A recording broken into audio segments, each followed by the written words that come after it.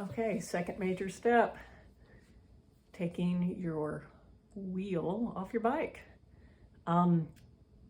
Before you start, the first thing I'm going to say is if you have a flat on the road, the most important thing to start with is making sure that you're in a safe place to work on your bike. So get off the road.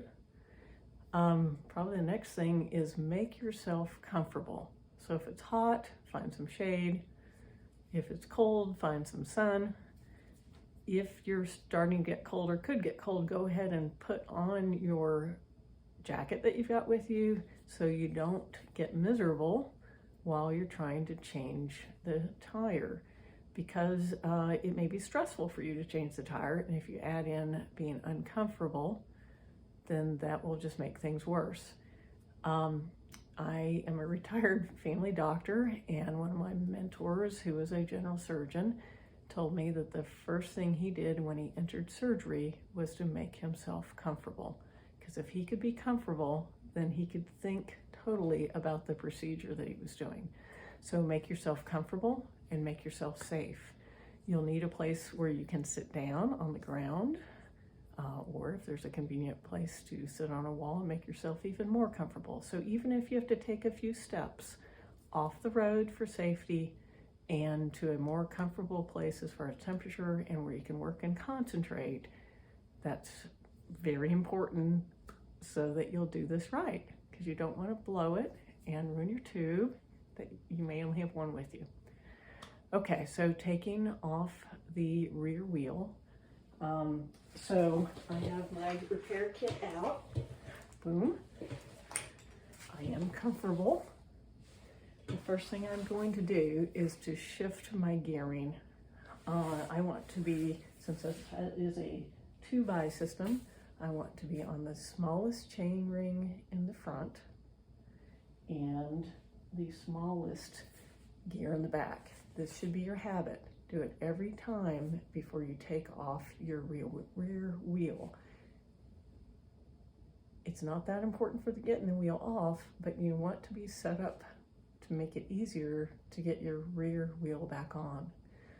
Some of the modern derailleurs also have a clutch on-off lever, and so you should turn your clutch off. So I'm going to turn my clutch off, and it's just a little lever on the clutch. Once again, this is a gravel bike with a pretty long derailleur cage, so it has one. They're more common on mountain bikes and gravel bikes. Who knows, I mean on road bikes these days too. And I have disc brakes. They make it a little bit harder. So the first thing I'm going to do is shift my bike. I'm already in the appropriate chain ring on the front. And I'm going to shift my bike to the smallest gear on the back. Smallest. Okay, I'm on my smallest gear, my smallest chain ring. Also, keep your bike upright. Don't flip your bike over. Unless you just really want to. But I've seen a value in it. I may end up laying my bike down on the ground. Obviously, you don't have a nice holder like this. If you have a companion with you, it's a great job for them to just hold your bike. And then you can concentrate on what you're doing if they will just take care of your bike. So I've shifted into the smallest gear on the back, the smallest chain ring on the front, and I have turned off my clutch. I'm now, in my case, since I have a through axle, I'm now using a hex wrench to take out my through axle. Another reason why you need to be comfortable and in a safe location. You don't want to do something stupid like drop that down a sewer grate. That would be good. Okay, and my wheel is just going to come off easily. If you have any trouble with it, use your hands to move your derailleur.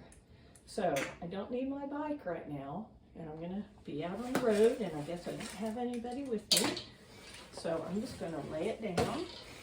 Truly can lay it on either side, but I think it's a good habit to lay it not on the side that your derailleur was on.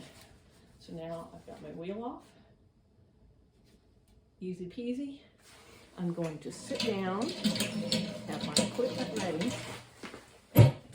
and get ready to change my tire.